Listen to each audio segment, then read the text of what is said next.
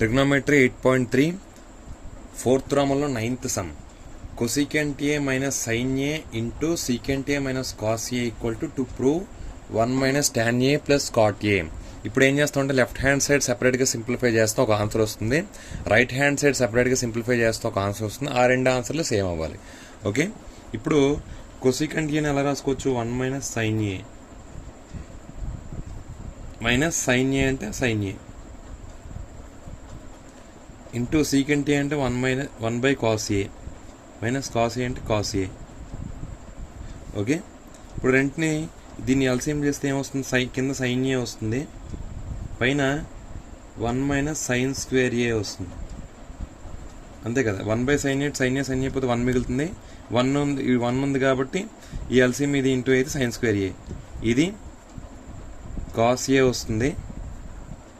Okay, cos a వస్తే same 1 minus cos square a వస్తుంది.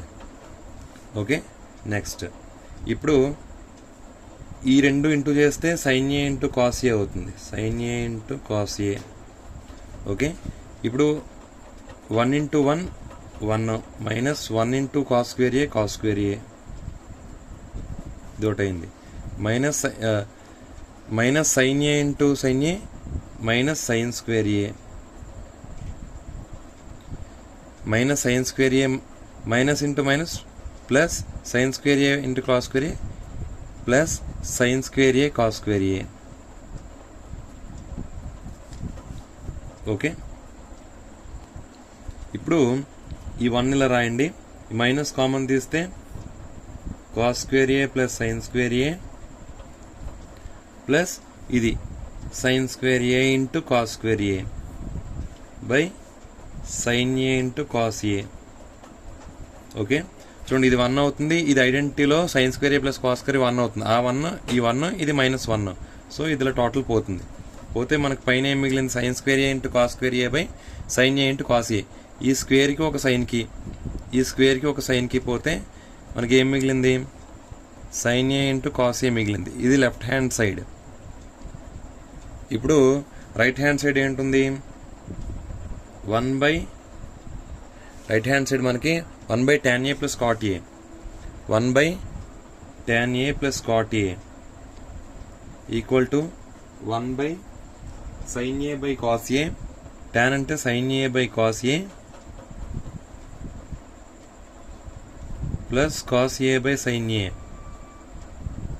Okay, so దాన్ని ఇలా ఉంచి కాస్ ఏ సైన్ ఏ ఎల్సిఎం అవుతుంది. Okay, sin A cos A అంటే కాస్ సైన్ స్క్వేర్ ఏ